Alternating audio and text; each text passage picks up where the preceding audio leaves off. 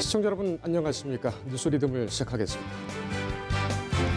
정부가 서울 강남구 개포동을 비롯한 서울 내 27개 동에 민간지 분양가 상한제를 적용하기로 결정을 했습니다. 또 기존 조정 대상 지역으로 묶여있던 부산의 동래, 수영, 해운대구와 경기, 고양, 남양주시 일부 지역을 조정 대상 지역에서 해제했습니다. 정부가 발표한 분양가 상한제에 대해 뉴스 분석에서 자세하게 브리핑해드리겠습니다. 정부가 오는 2022년까지 분상시 경력을 지금의 60만 명에서 50만 명 수준으로 감축하기로 했습니다. 예상보다 인구가 빨리 줄어드는 것에 대한 대응책인데 여군 채용을 늘리고 비화자 외국인도 병역 의무를 짓는 것으로 검토를 하고 있습니다. 박근혜 정부 말에 촛불정국 당시 작성된 전 청와대 계엄령 문건이 또 다른 국면을 맞고 있습니다. 국회 정보위원회가 안보지원사 국정감사 결과 당시 문건에 계엄령이나 쿠데타 내용은 없었다고 발표했지만 최초 군수사단장이 사건을 은폐했다는 의혹이 또다시 제기되면서 함으로 더 커지고 있습니다. 뉴스 분석에서 낱낱이 살펴보겠습니다. 국민은행이 국내에서 지속지수가 가장 높은 은행 1위를 차지를 했습니다. 반면 지난해 4위였던 우리은행은 11위로 추락했습니다. 뉴스토마토와 한국 CSR 연구소가 조사한 2019 대한민국 금융산업 지속지수를 그 결과를 잠시 후 전해드리겠습니다. 오늘도 저희 뉴스리듬 팀은 시청자 여러분께서 꼭 아셔야 할 주요 뉴스를 선별해 준비했습니다. 먼저 뉴스 종합 터미널 시스템 뉴스통에 이 시각 어떤 뉴스들이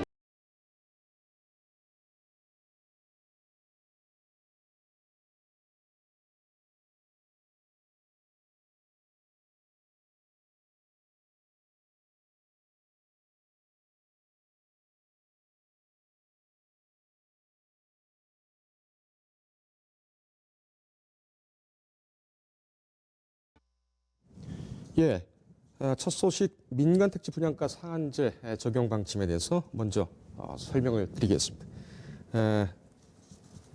지금 세종에서 취재를 하고 있는 정책부 조영훈 기자 나왔습니다. 자, 조 기자. 네. 올라오느라고 수고했습니다. 네. 날씨가 많이 춥죠? 예. 복장이 참 카리스마가 있습니다. 감사합니다. 네. 조직폭력배가 아니고 저희 기자가 맞습니다. 네. 어제 국토교통부에서 27개 민간택지 분양가 상한제를 결국 발표를 했어요. 네. 원래는 연말쯤에 나올 것이다 그랬는데 조금 당겨진 느낌도 있고 어떤 지역이 어떻게 지정이 됐는지 먼저 좀 살펴보죠. 네, 앞서 말씀하신 것처럼 어제 이제 국토부에서 오전에 주정심을 개최를 했습니다. 세종청사에서 이제 주택정책심의위원회를 개최를 했고 거기 이제 위원장이 이제 김현미 장관인데요. 네. 그래서 이제 27개 서울 내 27개 동을 민간택지 분양가 상한제 적용 대상 지역으로 이제 1차 지정을 했고요. 예. 뭐 잠포, 뭐 압구정, 여의도 이렇게 해서 대부분이 강남 4구 그리고 이제 마용성에 몰려 있는 이제 동들이고요. 예.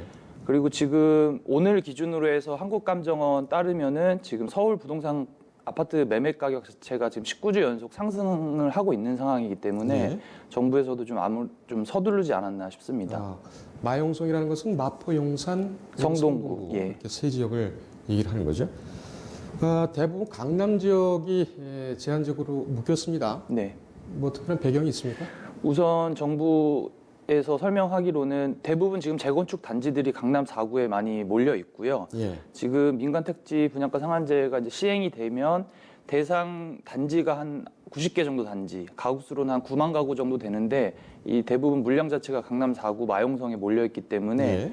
우선적으로 좀 대상 1차 지역을 그쪽으로 선정을 한 것 같고요. 네. 그리고 지난 몇 년 동안 서울 아파트 가격 상승장을 이끈 동들 자체가 대부분 강남 4구에 몰려 있기 때문에 시범 케이스라고까지는 뭐 보긴 그렇지만 우선 1차 대상지를 그쪽으로 타겟을 정했고요. 그리고 예.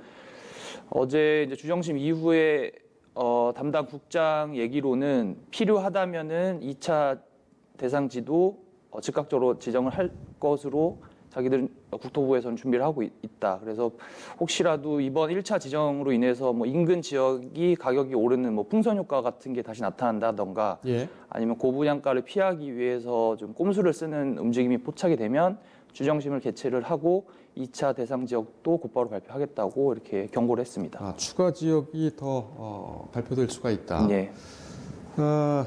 분양가 상한제로 묶이는 지역이 있는가 하면 기존에 제한을 좀 받다가 이번에 풀린 지역이 있습니다. 특히 이제 부산과 경기 네. 이렇게 크게 두 지역으로 나눌 수가 있는데 어떤 배경이 있습니까? 우선 부산 같은 경우는 지금 해운대구 그리고 동래구, 수영구 이렇게 세 군데가 지금 기존의 조정 대상 지역이었는데요. 예. 지금 부산 같은 경우는 작년부터 해가지고 가격이 좀 안정세로 돌아섰다고 주정심에서도 이제 판단을 한 것 같고 그렇게 해서 이제 부산은 전 지역이 이제 조정 대상 지역에서 이제 풀려났고요. 그리고 네. 이제 고양시랑 남양주 요 두 곳 같은 경우는 일부 지역을 해제를 하고 이제 조정 지역 대상 지역에서 이제 풀어줬습니다. 근데 이제 뭐 별내동, 다산동 그리고 이제 뭐 고양 뭐 삼성 택지 개발지구 뭐 창릉 지구 일부 지구 같은 경우는 이제 개발이 되고 있고 그리고 예. 서울과 이제 접근성을 염두했을 때 서울 상승의 영향권에 있다고 보고 이제 일부 지역 같은 경우는 기존의 조정 대상 지역으로 이제 유지를 하고 그 예. 외 지역은 다 해제를 했습니다. 그렇군요. 이 상한제는 지금 언제부터 전격적으로 시행이 되죠? 우선은 내일이죠. 내일 이제 관보에 게시가 되면은 바로 이제 시행이 되고요. 그리고 기존에 이제 6개월을 유예를 줬었습니다. 기존에 예. 이제 재건축 추진하는 단지들 중에서 아무래도 좀 소급 적용하기가 좀 뭐 위헌 소지도 있고 해서 재산권 침해 문제도 있고요. 그래서 지금 일부 단지들 중에서는 관리계획 처분 인가를 받은 단지들이 내년 4월 28일까지 분양에 들어가면 그러면 이제 그 단지들은 민간 택지 분양가 상한제 적용을 피할 수가 있는 거고요. 예. 그게 안 된다고 그러면 이제 그런 지금 기존에 진행 중인 재건축 단지들도 적용이 되는데 시장에서는 이 관리계획 처분 인가가 2주 철거 이전 단계인데 6개월 안에 2주 철거를 하고 분양 공고까지 낸다는 게 솔직히 물리적인 시간상 뭐 가능할 수도 있지만 좀 어렵지 않겠냐. 그래서 만약에 택지 분양 상한제 적용을 피하게 되면은 이제 그런 단지들은 허그의 이제 주택 도시 보증공사의 분양가 관리를 받게 되고 만약 못 피하게 되면은 어제 이제 국토부가 발표한 대로 분양가 상한제 적용을 이제 받게 됩니다. 그렇군요. 지금 뭐 분양가 상한제는 계속 얘기가 나왔던 것이고 이것이 실행이 됐을 때에 과연 얼마나 효과가 있을 것이냐 이 부분에 대해서는 아직도 좀 논란이 있는 것 같습니다. 일단 정부에서 보고 있는 분양가가 낮아지는 효과 어느 정도로 보고 있습니까? 지금 민간 택지 분양가 상한제가 아니어도 지금 허그에서 그 고분양가 관리 지역을 이제 한 40군데를 전국의 지역을 이제 선정을 해놓고 분양가 관리를 하고는 있습니다. 하고 있는데 허그에서 관리하는 거는 최근 1년 내 분양가를 넘기지 못하게 그리고 만약에 최근 1년 내에 분양 사례가 없으면 인근 시세의 105%를 넘기지 못하게 이렇게 관리를 하고 있는데 예. 이 민간 택지 분양가 상한제라는 게 이 택지비의 건축비 그리고 이제 건축사들의 적정 이윤을 이제 정해서 분양가를 책정을 하기 때문에 아무래도 좀 기존의 허그 통제보다 가격이 낮아질 가능성이 확실히 있고요. 확실히 그리고 이 분양가 산정 자체를 지자체 분양가 심의위원회를 통과를 해야 하기 때문에 건설 회사들에서도 어느 정도 낮출 겁니다. 예. 낮춰야지 그게 통과가 되기 때문에 분양이 들어가고 재건축 사업 자체가 진행이 되기 때문에 그래서 지금 정부에서 예상하는 것은 허그의 분양가 기준 대비 한 5에서 10% 정도 낮아질 거다. 그리고 인근 시세, 그러니까 기존 아파트 주변 시세 대비해서는 많게는 30%, 평균 한 20% 정도는 분양가가 낮아지지 않겠냐 이렇게 지금 예상을 하고 있습니다. 예. 그런데 분양가 상한제가 시행이 되게 되면 거기가 묶이게 되니까 뭐 매물로 나와 있던 그 주택이라든지 다른 부동산 같은 경우는 가격이 오히려 더 뛰지 않겠느냐. 아무래도 좀 매물 잠긴 현상이라고 그러죠. 매물을 예. 좀 걷어들일 가능성이 좀 있죠. 예, 그러니까 매물이 더 없어지면서 네. 그런 시세 차익을 노리기 위해서 또 뭐 작전을 쓰는 세력도 있을 수가 있고 이런 것에 대한 우려는 없습니까?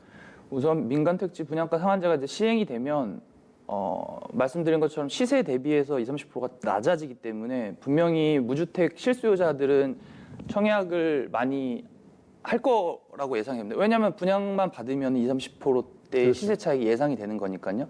근데 이제 정부에서도 이런 거를 우려를 해서 기본적으로 이제 제한 장치를 뒀는데 일례로 이제 전매 제한 기간 자체를 대폭 늘렸습니다. 최장 10년까지 늘려놓은 상태이기 때문에 만약에 뭐 강남에서 제가 뭐 분양을 받는데 그 분양가가 인근 시세 대비 80% 이하로 분양이 됐다. 근데 이제 제가 운이 좋게 분양을 받게 되면은 저 같은 경우는 그 분양받은 아파트를 10년 동안, 최장 10년 동안 이제 팔 수가 없고요.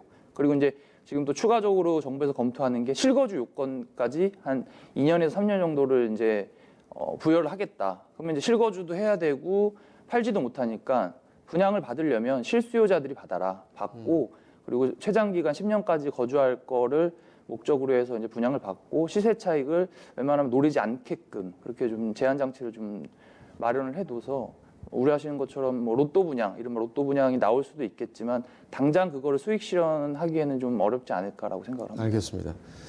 전매 제한이 10년으로 정해진 것은 조금 길다라는 그런 평가도 좀 있을 것 같습니다. 네. 재산권을 지나치게 침해하는 것 아니냐라는 그런 문제도 좀 있을 것 같고 법소원 이슈도 좀 있을 것 같군요. 분양가 상한제도 성공을 해야 되겠죠. 하지만은 이것이 잘 먹히지 않고 계속 상승한다. 정부는 어떤 대책을 가지고 있습니까?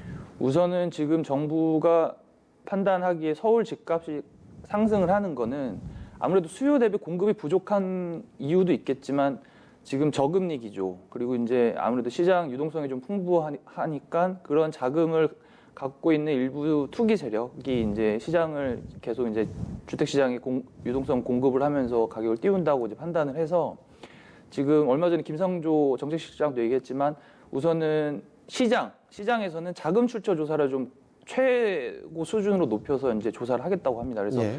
지난번에 이제 시장 모니터링을 해서 한 2,000건 정도를 이제 선별을 했고요. 거기에 대해서 이제 좀 자세하게 들여다볼 거고 그리고 지금 또 3기 신도시를 공급을 하겠다고 이제 발표를 한 상황이기 때문에 아무래도 정부에서는 향후 2, 3년 안에 좀 공급을 서울 주변으로 좀 이렇게 아파트를 늘려서 좀 분산을 시키고 그렇게 해서 가격을 좀 안정화시키려고 좀 계획을 하고 있는 것 같습니다. 알겠습니다. 예의주시에서 예. 계속 상황을 좀 지켜봐야 되는 부분 같고 우리 조 기자는 미혼이죠?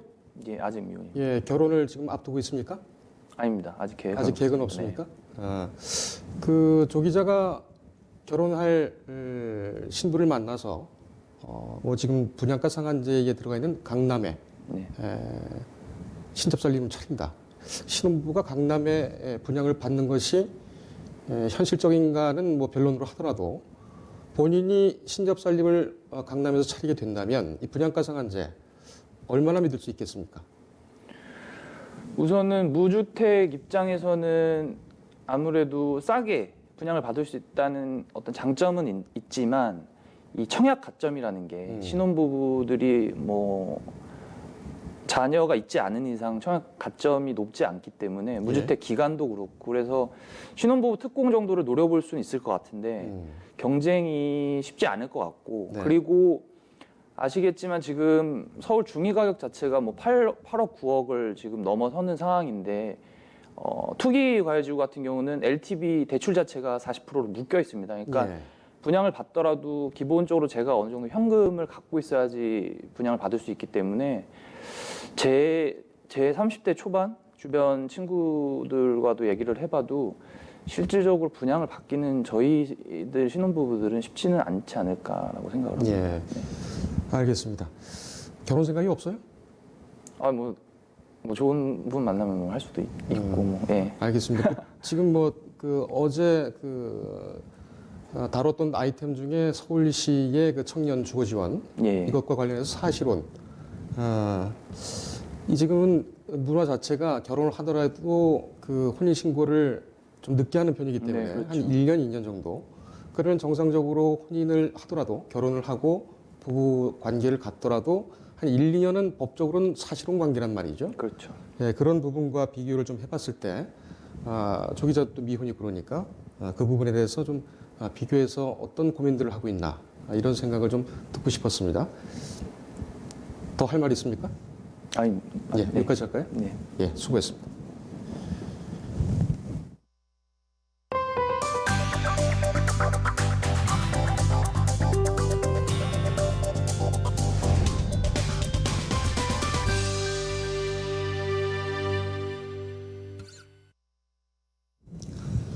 예, 정부가 오는 2022년까지 군 상시 병력을 지금의 60만 명에서 50만 명 수준으로 감축하기로 결정했습니다. 예상보다 인구가 빨리 줄어들기 때문인데 여군 채용을 늘리고 귀화 외국인도 의무적인 병역을 부과하는 방안도 검토 중입니다. 학생 수 감소에 따라서는 교원 선발도 줄이는 방안을 적극 검토하고 있습니다. 보도에 김한희 기자. 정부가 예상보다 빠른 인구 감소에 대응하기 위해 교사는 줄이고 여군을 늘려 병력을 채우기로 했습니다. 총인구 감소 시점이 10년 앞으로 가까이 다가오자 시급한 인구 문제를 해결해야 한다는 판단에서입니다. 핵심은 감소하는 학생 수에 맞춰 교원 수급을 줄이는 겁니다. 내년에 새로운 교원 수급 기준을 마련하고 2021년까지 대학을 평가해 2022학년도부터는 정원에 반영하는 겁니다. 이렇게 되면 3년 후부터는 사범대 인원이 줄어들 것으로 보입니다. 초등학교와 중학교 교사, 물리 선생님과 생물 선생님의 벽도 허뭅니다. 교차 지도가 가능하도록 교원 자격 체계를 바꾸는 겁니다. 인구가 줄어드는 지역에서는 학교 운영도 규모에 따라 탄력적으로 운용할 수 있게 됩니다. 병역 의무자인 20대 남성이 급격히 줄어들면서 생기는 병력 부족 사태는 여성과 귀화자로 채웁니다. 현재 6.2%인 간부 여군 비중을 3년 내에 8.8%까지 늘립니다. 현재 선택사항인 귀화자 병역도 의무화합니다. 이는 절대인구 감소 충격에 대비하기 위해서입니다. 병역 의무자는 내년부터 2022년까지 3년간 33만 3천 명에서 25만 7천 명으로 떨어집니다. 초중고 학령 인구는 작년 582만 명에서 2030년 426만 명으로 크게 하락할 것으로 예상됩니다. 이번 대책이 저출산 영향을 가장 먼저 받는 학령 인구에 반영되는 만큼 보다 효율적 개선이 필요해 보입니다. 정부는 이달 중에 고령 인구 증가 대응과 복지 지출 증가 관리 방안도 추가로 발표한다는 계획입니다. 뉴스토마토 김한입니다.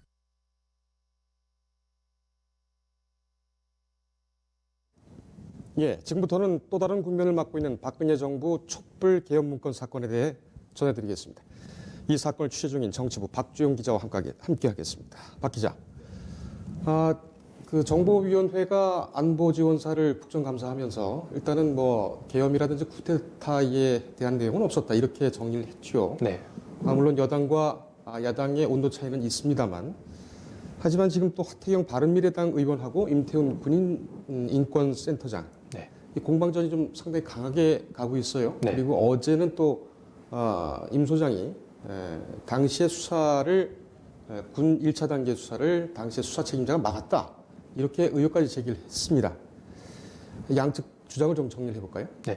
먼저 이 화면을 보시면 하태경 의원은 계엄 문건과 관련해 일단은 청와대가 직접 진짜 최종본을 공개하라고 주장을 하고 있고, 예. 임태훈 군 인권센터 소장은 이 하의원이 공개한 최종본 문건이 가짜 문건이라고 주장하고 있습니다. 예.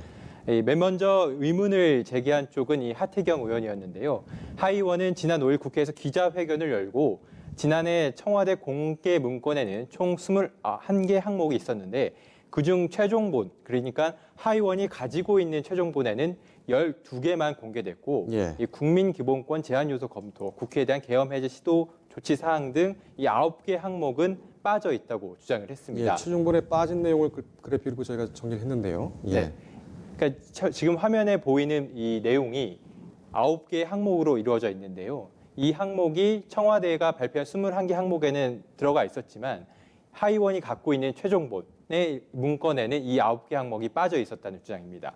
하의원이 갖고 있는 문건이 최종본이라는 것은 어떻게 확인이 됩니까?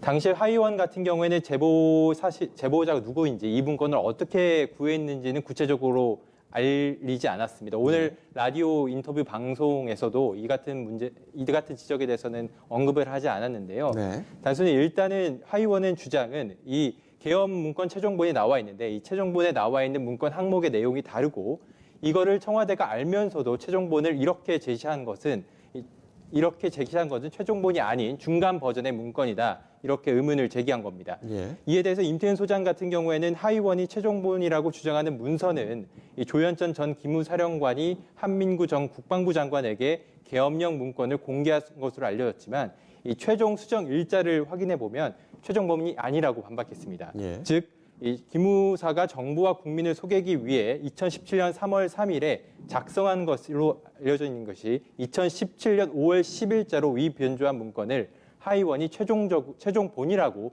주장하고 있다는 겁니다. 예. 그러니까 여기서 중간 정리를 하면은 하태경 의원이 지금 가지고 있는 문건 그리고 임태훈 센터장이 가지고 있는 문건 진정성 이런 것은 검증이 않는 거 아닙니까? 네, 그렇습니다.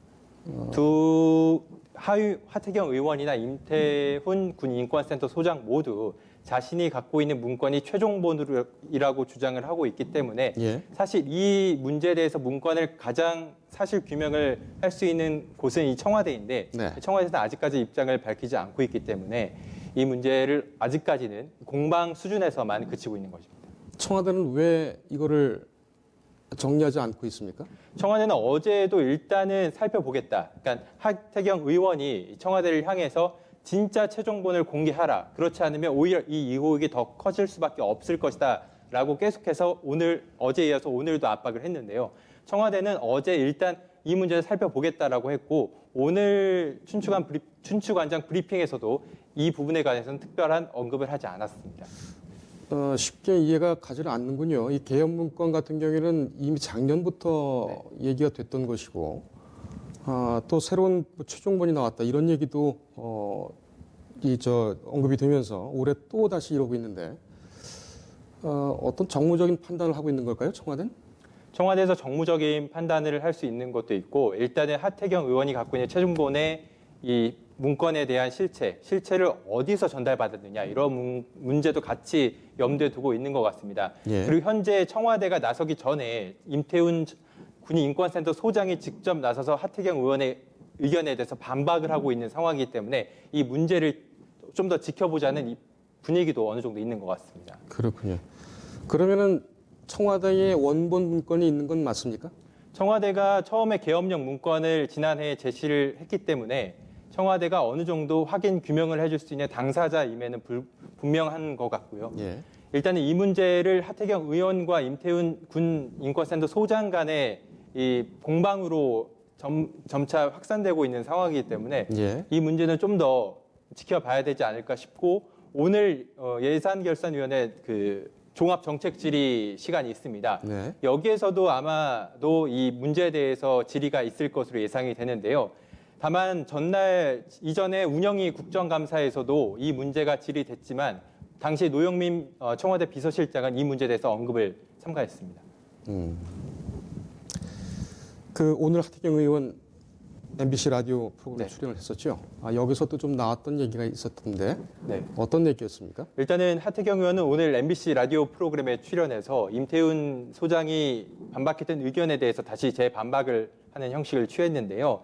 일단 임태훈 소장이 최종본을 포렌식으로 복구한 문건이 있다라는 사실을 제기를 했고 이것을 공개할 수 있다라고 했기 때문에 하태경 의원은 이 문제에 대해서 공개를 하게 된다면 환영한다라는 입장을 우선 밝혔습니다. 예. 그리고 임태훈 소장이 하태경 의원이 기무사로부터 징계받은 이들로부터 이 자료를 받은 것 아니냐. 그러니까 하태경 의원이 받은 최종본이라는 문건이 기무사로부터 징계받은 사람들에게 받은 것 아니냐라는 의문을 하자 네. 하태경 의원이 이 부분 문제는 제가 바보냐 크로스 체크하고 다 했다며 확인을 거듭했다고 다시 한번 강조했습니다. 예. 마치 영화 타짜를 보고 있는 셈인데요. 네. 서로 자기 패를 먼저 제시해라. 이런 내용 같습니다. 청와대가 어느 정도 키는 가지고 있고 상황을 정리할 수 있는. 이거 검찰로 또 갈 가능성은 없습니까? 아직까지는 공방 수준에 그쳐 있고 일단 검찰 임태훈 군 인권센터장 이 문제와는 별개의 문제지만 일단 검찰 고발한 상태는 한 번 정도 있었습니다. 예. 어제 이루어졌는데요.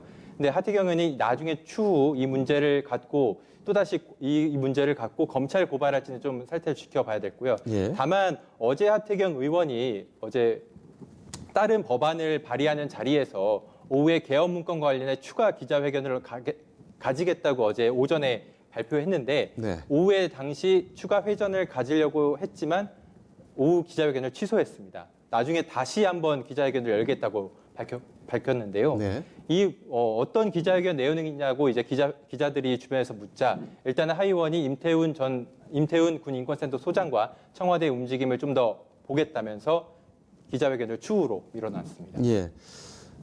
일단은 이 검찰 조사 가능성도 없지 않아 보입니다. 왜냐하면 어제 임태훈 소장이 당시에 지금 이제 공군에 있는 당시 수사단장이 특별수사단이 이 검찰과 군으로 이루어졌는데 먼저 군 검찰이 그 조사를 했었죠. 네. 당시에 수사단장이 덮었다 이렇게 또 의혹을 제기했고 물론 일방의 주장이긴 합니다만 법적인 불씨가 좀 있는 것 같습니다.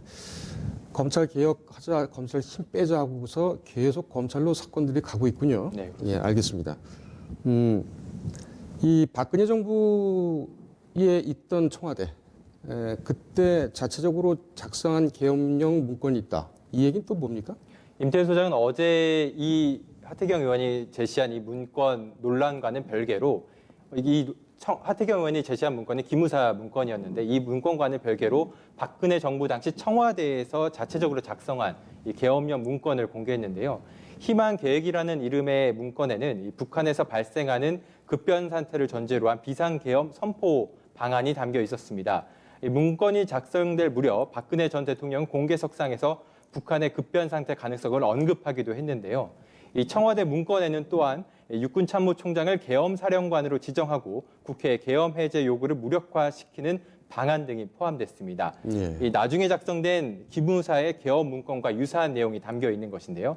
이 문건을 폭로한 임태훈 소장은 어제 청와대가 자체적으로 계엄력을 검토한 증거라고 주장했습니다. 예. 당시 상황은 그렇게 북한이 긴급하게 돌아가지는 않았던 상황인 걸 보면 네. 또 북한을 한반도 영토 내로 판단하면 계엄 선포가 가능하다. 이건 법적인 판단 같은데 조금 무리한 부분도 좀 있군요. 문건의 일부 첨부 내용에도 북한의 이러한 사태가 시급하지는 않다라는 내용이 첨부돼 있기도 했습니다. 그렇습니다. 오히려 뭐 가정적이긴 합니다만 어떤 국지적인 도발에서 비롯되는 계엄 선포는 현실성이 또 있기 때문에 어떻게 이런 판단을 했는지는 더 봐야 되겠군요.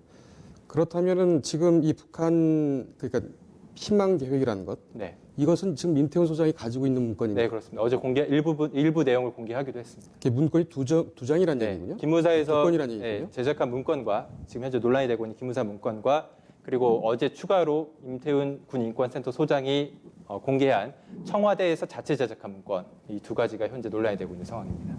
예, 그 언제 먼저 그러니까는 작성의 선후 또는 당시의 황교안 대통령 대행, 고란 대행, 다시 말해서 어디까지 결재를 받았는지 여부에 대해서는 서로 비교가 안 되고 있습니까? 어제 일단 공개한 거에 따르면 어제 임태훈 소장이 공개한 자료에 따르면 청와대가 먼저 자체 제작한 문서가 먼저 계엄 문건이 작성됐고 예. 그 나중에 이제 최근 논란이 되고 있는 기무사 문건이 예. 자체 제작된 것으로 지금 알려져 있습니다. 그 희망계획이라는 것이 김관진 당시 안보실장이 지시를 해서 네. 손모신가요? 당시 행정관인가 비서관인가 있었는데 전문가에게 그걸 준비해보라 했던 것이 바로 이 문건이군요. 그러니까는 다시 한번 정리를 하면은 세 개의 문건이 있는 거죠. 네. 군인권센터에서 가지고 있는 문건이 기무사 문건, 청와대 문건 네. 각각 하나씩 있고 하태훈 의원이 가지고 있는 것이 또 네. 하태경 의원이 가지고 있는 게 또 한 문건이 또 네. 있고 청와대에 있는 문건은 그럼 별다른 겁니까? 아니면 어느 부분하고 같이 아무래도 청와대에서 가지고 있는 문건도 군 인권센터 소장이 갖고 있는 문건과 동일시해야 된다고 좀 짐작을 해야 될 것 같습니다. 그렇게 짐작하는 이유는 뭐가 있습니까? 아무래도 청와대에서 반응을 할 때 군 인권센터 그러니까 임태훈 소장이 어떤 식으로 반응을 하냐에 따라서 청와대에서 움직이고 있는 듯한 모습을 보여주고 있거든요. 그 청와대에서도 그 문건을 가지고 있는 것은 인정을 하는데 네. 이것이 어느 쪽의 문건인가는 아직 밝히지 않고 않았군요. 네. 그리고 이 때문에 이제 하태경 의원도 오늘 MBC 라디오 방송 프로그램에 출연해서 예. 임태훈 소장이 갖고 있는 문건이 어디서 도대체 받은 것이냐, 이 문건 출처가 궁금하다라고 하면서 아무래도 권력 핵심부에서 이 문건을 임태훈 소장에게 준 것이 아니냐라고 예. 하면서 청와대를 조준하기도 했습니다. 알겠습니다. 청와대 입장에서도 그냥 시간만 보낼 수는 없을 것 같아요. 또 총선이 바로 있고 총선에 또 정치적으로 이용될 가능성이 아주 농후하기 때문에 이 문건은 좀 자세하게 잘 좀 따라가 주기 바랍니다. 네. 예, 고생했습니다.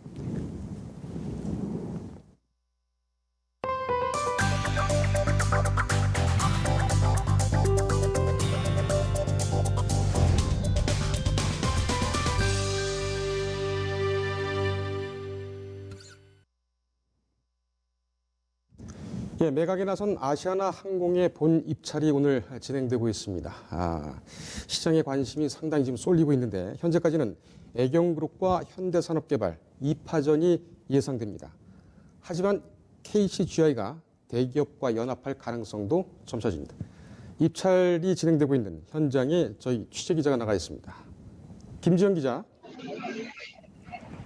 네, 저는 지금 아시아나항공 최대 주주 금호산업 사옥 앞에 와 있습니다. 예, 지금 그 인수 후보가 몇 개 사냐? 이것부터 좀 그 관심이 많이 모이고 있는데 몇 개 사 정도가 입찰했습니까?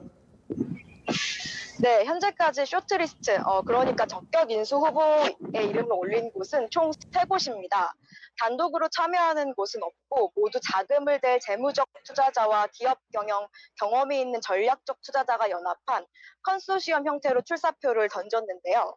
일단 가장 적극적인 곳은 애경그룹입니다. 애경은 제주항공을 운영하는 기업이기도 한데요. 단독으로 나오는 것은 아니고 투자금융사인 스톤브리지 캐피탈과 손을 잡았습니다. HGC 현대산업개발인데요. 현대산업개발도 미래에셋 대우와 연합했습니다. 마지막으로 사모펀드 KCGI는 뱅커스트릿과 함께 나섰는데요. 현재까지는 애경과 현대산업개발 컨소시엄이 가장 유력한 인수 후보로 언급되고 있습니다. 인수 매각 때부터도 매각 발표 때부터도 얘기가 나왔습니다만은 SK나 한화 이런 대기업들도 참전을 할 것이다 이렇게 예상이 됐습니다. 지금 상황은 어떻습니까? 네, 그렇습니다. 일단 유력 후보로 거론됐던 SK, 한화, GS는 공식적으로는 참전 가능성이 없다고 못을 박았습니다.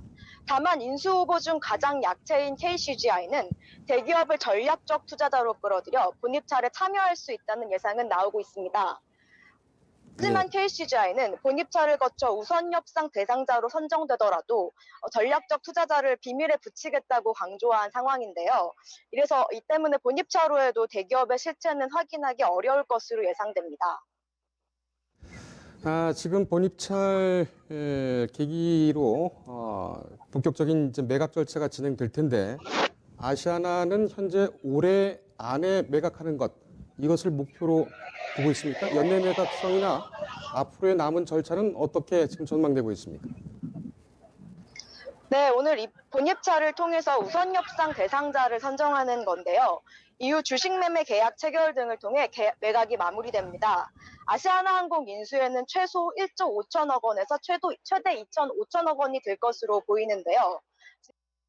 는 최대 주주 금호산업이 보유한 아시아나항공 주식이 4천억 원입니다. 인수를 하려는 세주인은 주식을 새로 발행해야 하는데 여기에 알짜 매물을 가져가기 위한 이른바 웃돈도 추가로 들 수 있습니다. 하지만 아시아나는 드러난 부채만 지금 7조 원이 넘는 상황인데요. 이 때문에 인수에 성공한 기업이 떠안아야 할 부담도 큰 상황입니다. 또 최근 엔진 화재나 샌프란시스코 노선 운항 정지 같은 악재도 잇따랐기 때문에 유찰 가능성도 제기되는 상황입니다. 일단 오늘 2시쯤 본입찰이 마무리될 것으로 예상됩니다. 알겠습니다. 김 기자 수고했습니다. 예, 산업부 김지영 기자였습니다. 아시아나 백악관과 관련한 실시간 뉴스는 저희 뉴스토마토 홈페이지나 지면을 통해서도 확인하실 수가 있습니다. 다음은 은행권 소식 전해드리겠습니다. 국민은행이 국내에서 지속지수가 가장 높은 은행 1위를 지난해에 또 유지를 했습니다. 하지만 지난해 4위였던 우리은행은 무려 11위로 떨어졌습니다. 뉴스토마토와 한국 CSR 연구소가 조사한 2019 대한민국 금융산업 지속지수 결과를 이종용 기자가 전해드리겠습니다. 뉴스토마토와 한국 CSR 연구소가 2019 대한민국 금융산업 지속지수를 발표했습니다. 금융산업 지속지수는 국내 은행과 보험사의 경제와 사회, 신뢰지수, 환경 부문에서 지속 가능성 수준을 측정하는 평가입니다. 은행권 지속지수에서는 국민은행이 압도적인 점수를 기록해 선두를 지켰습니다. 지난해 지속지수 조사에서 중위권에 머물렀던 기업은행이 2위를 차지했고 신한은행과 KB하나은행이 뒤를 이었습니다. 지난해 4위를 기록했던 우리은행은 11위로 추락했습니다. 채용비리 사태와 잦은 전산 오류 사고가 영향을 미친 것으로 보입니다. 생명보험업권에서는 삼성생명이 1위를 탈환했고 교보생명이 2위로 밀려났습니다. 두 회사는 점수 격차가 크지 않지만 경제와 환경 부문에서 순위가 갈렸습니다. 신한생명과 오렌지라이프생명, 프루덴셜생명이 상위 5위권을 형성했습니다. 손해보험업권에서는 삼성화재가 통합순위 1위를 기록했습니다. 환경과 신뢰 부문에서 최고 점수를 받았습니다. 현대해상은 2위를 기록했고 DB손해보험과 메리츠화재, KB손해보험이 뒤를 이었습니다. 금융산업 지속지수에서 주목할 점은 배점 비율이 상대적으로 낮은 비재무적 요소가 순위를 갈랐다는 점입니다. 단기 순위과 같은 수익성보다 금융소비자의 평판이나 신뢰도에 따라 순위가 바뀌었습니다. 한국 CSR 연구소는 금융사의 기본적인 재무 능력이 아니라 비재무적인 부분이 금융사 경쟁력을 좌우할 것이라고 진단했습니다. 뉴스토마토 이종용입니다.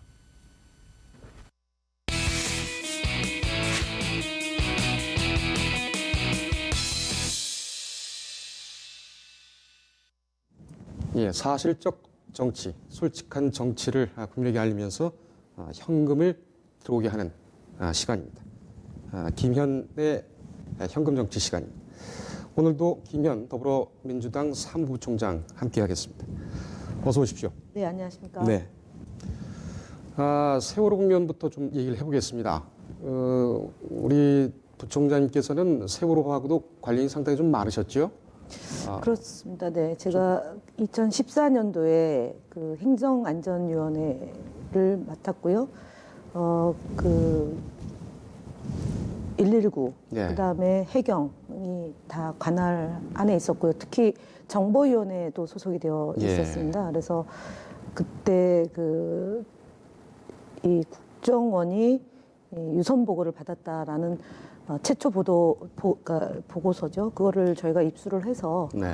어떻게 국정원이 보고를 받는가라고 의혹을 제기했던 거고, 그리고 국정원 당시에 저희가 의혹을 제기하고 나서부터는 그 유선 보고를 받았다는 상황 일지에서 그 대목이 삭제가 되고 이제 유통이 됩니다.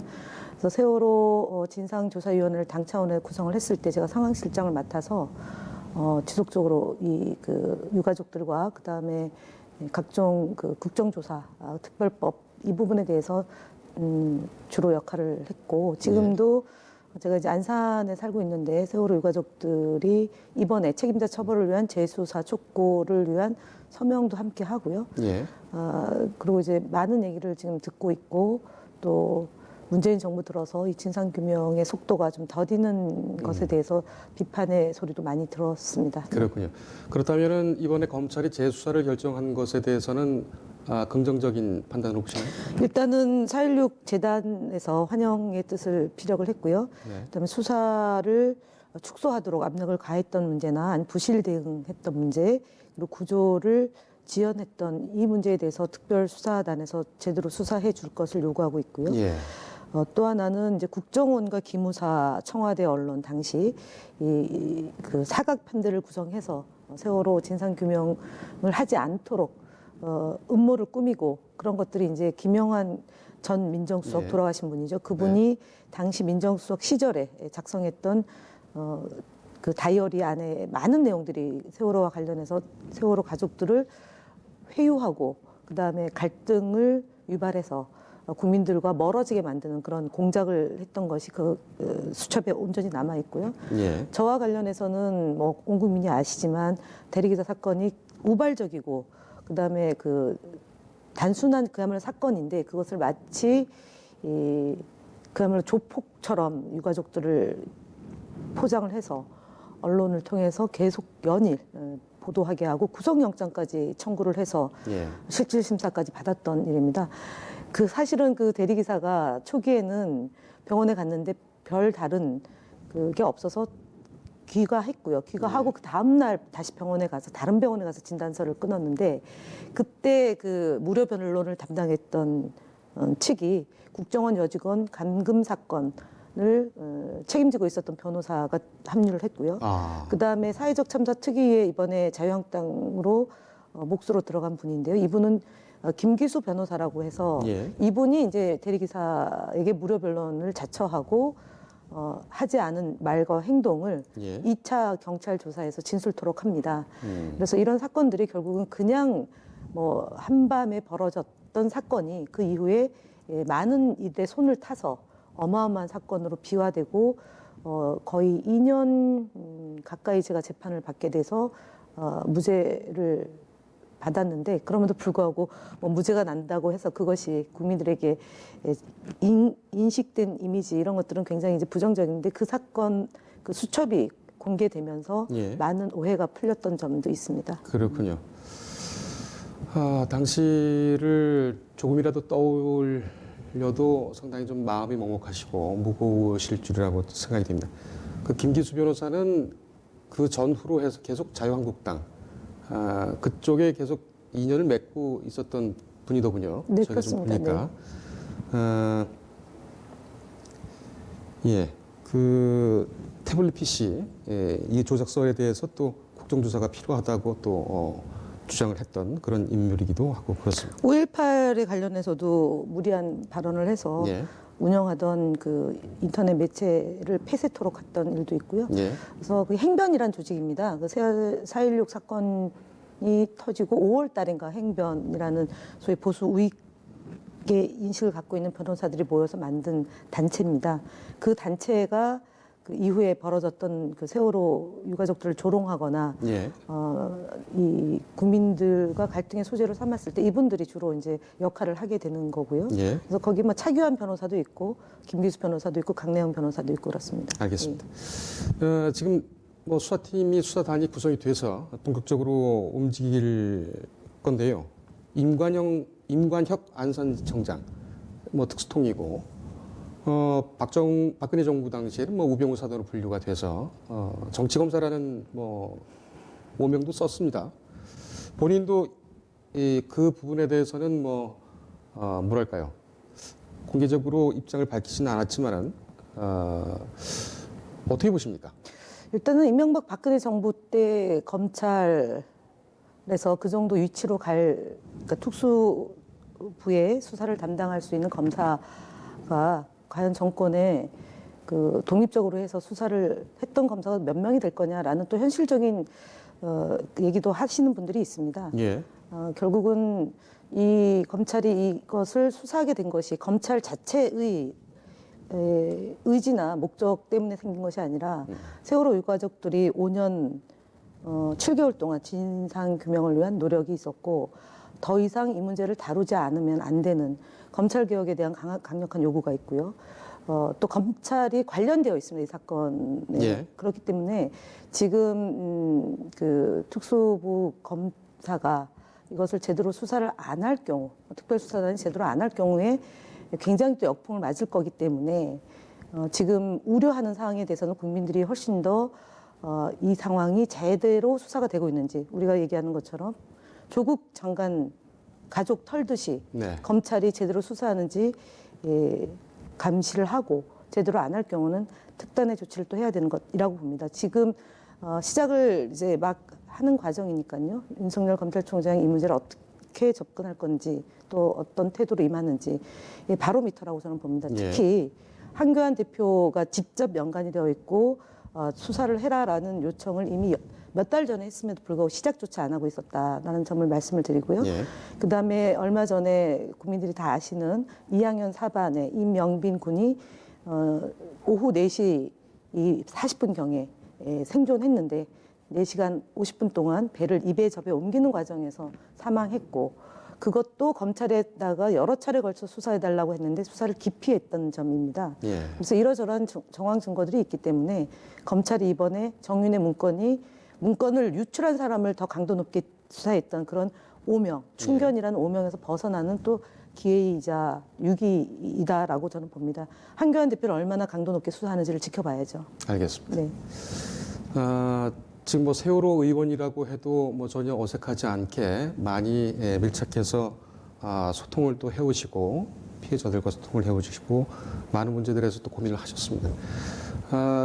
일단은 그 피해 가족들은 어떻게 기대를 하고 계십니까? 어떻습니까? 일단은 특별수사단을 구성해서 재수사를 해달라는 요청을 국민 서명과 함께 진행을 한 거기 때문에 검찰이 수사를 제대로 안 하고 있었던 과정에서 한 단계 일단은 예. 변화가 있다라는 점에서는 환영하는 거고요. 앞서 말씀드렸던 것처럼 그 122명에 대한 수사를 제대로 좀 하라는 그 사회적 참사 특위의 그런 요구가 있기 때문에 그것부터 아마 들여다봐야 될 거라고 봅니다. 그래서 예. 지금 헬기를 띄우지 않고 목포에 헬기가 10몇 대가 있었는데 예. 모든 가용할 수 있는 수단과 병력과 장비를 다 동원하라라고 오전 10시 30분에 민경욱 지금 국회의원이 당시 대변인 시절에 네. 해경청장과 대통령이 통화를 나눴다라고 이미 브리핑을 한 내용이 있습니다. 그러면 네. 아마 민경욱 대변인 현역 국회의원도 수사를 받아야 되지 않을까 싶고요. 그리고 그 해경청장이 실제로 통화를 했는지 이 김석균 해경청장에 대해서는 제가 볼 때 신속하게 체포영장을 청구해서라도 이분은 이제 그 국회의원이 아니기 때문에 면책특권이 없지 않습니까? 그렇게 해서 빨리 증거를 확보하고 지금부터 문제가 되는 분들에 대해서는 즉각적인 수사를 강제 수사를 해야 되는 것 아닌가 봅니다. 알겠습니다.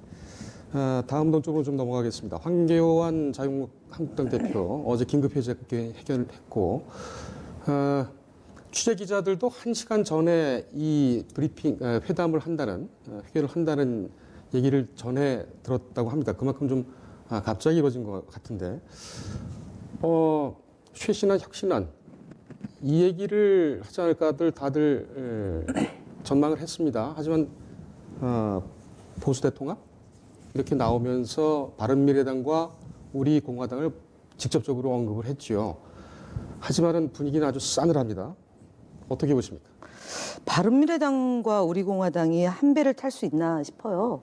그러니까 이도 저도 아닌 잡탕으로 가겠다는 거라고 보고, 그다음에 지금 박찬주 전 대장으로 인해서 지금 계속 한교안 대표가 굉장히 좀 모양이 우습게 됐습니다. 그래서 예. 이것을 돌파하기 위해서 새로운 카드로 활용한 것이 아닌가라고 봅니다. 이분이 공안검사 출신이라서 역시 사건을 만들어서 어떻게 국면 전환할지에 대해서는 기가 막히게 하는 예. 그런 방식이다라고 보는데요. 좀 생뚱맞습니다. 그러니까 국민들이 그렇게 그 호락호락하지 않는데 좀 1992년도나 95년도 그때의 상황이라고 좀 생각하고 있는 것 아닌가라고 보여지는데요. 지금 우리 공화당이 과연 유승민 전 대표와 같은 당에서 활동하려면 박근혜 전 대통령 탄핵에 대한 판단과 평가와 기준 이 부분이 이제 꼭 반드시 논란이 될 텐데 그것을 없던 걸로 하고 한솥밥으로 먹는다 쉽지는 않을 거라고 저는 봅니다. 예. 그럼 이렇게 한번 질문을 드려보겠습니다. 박근혜 대통령 전 대통령의 탄핵을 두고 바른미래당과 우리 공화당은 불과 물 같은 그런 사이입니다. 자유한국당이 한쪽을 선택한다면, 다시 말하면 황교안 대표가 한쪽을 선택한다면 어디로 전망하십니까? 문재인 정권에 맞서 헌법적 가치를 존중하는 자유민주 세력의 통합은 더 이상 미룰 수 없는 시대적 과제라고 얘기를 한 걸로 보면 네. 반문이지 않습니까? 그러면 친박이라고 봐야겠죠. 박근혜 전 대통령에 대한 탄핵이 부당하다라고 이미 전당대회 때 모호하게 답변했지만 그런 네. 기조를 갖고 있었던 것이고요. 그렇기 때문에 이 유승민 전 대표에게는 그런 주문을 하지 않을까 싶습니다. 탄핵에 대해서 이제 유승민 전 대표 입장에서는 탄핵에 대해서 지금 이 시기에 와서 뭐 이렇게 묻고 답하는 게 뭔 의미가 있느냐라고 얘기하면서 이제 없던 일로 하자라는 취지의 얘기를 하는 것 같은데 네. 그 정도는 안 될 것 같고 유승민 전 대표도 그 입장으로 선회해서 결국은 박근혜 전 대통령이 탄핵을 당한 것이 이 헌법적 가치가 존중되지 않았다라고 주장하는 거라고 연결이 됩니다. 헌법재판소의 판결이 부당하다라는 거고요. 그래서 그렇게 되면 이제 자유한국당 안에서 크게 이제 한 차례 더 소용돌이가 칠 것이고 이 보수대 통합이라는 미명하에 진행되는 이 박근혜 전 대통령에 대한 판단이 결국은 이번 총선 전국에서 굉장히 핫한 이슈가 되지 않을까 그렇게 봅니다. 예. 알겠습니다. 준비된 시간은 여기까지고요. 인재 영입에 대해서 좀 여쭤보려고 했는데 아직까지는 뭐 이렇게 구체적으로 윤곽이 드러나거나 대상자가 떠오르거나 그러진 않았죠? 저희 당은요. 예. 서두르지 않고 차분히 진행을 해야 될 거라고 예. 봅니다. 총선기획단을 구성을 하고 그 기조 아래서 내년 총선을 어떻게 치를지에 대한 전략과 조직과 홍보와 그 기조를 갖고 거기에 맞는 영입 인사를 이제 계속 그 발굴해 내는 건데요. 지난번 기자회견을 통해서 대표께서 4차 산업혁명에 부합하고 그다음에 사회적 약자, 여성, 청년, 뭐 장애인 이런 쪽을 배려하겠다라고 얘기를 하셨기 때문에 예. 거기에 그 맞추어서 영입 작업은 진행될 거다라고 봅니다. 알겠습니다. 네. 저희도 충분한 시간을 갖고 여쭙도록 하겠습니다. 오늘 저희가 준비한 질문은 여기까지입니다. 감사합니다. 네, 감사합니다. 네, 5년 전 세월호 사건이 다시 한번 검찰의 수사 선상에 올라와 있습니다. 윤석열 검찰총장은 이번에야말로 세월호 사건을 끝내겠다라고 내부적으로 얘기를 했다고 합니다.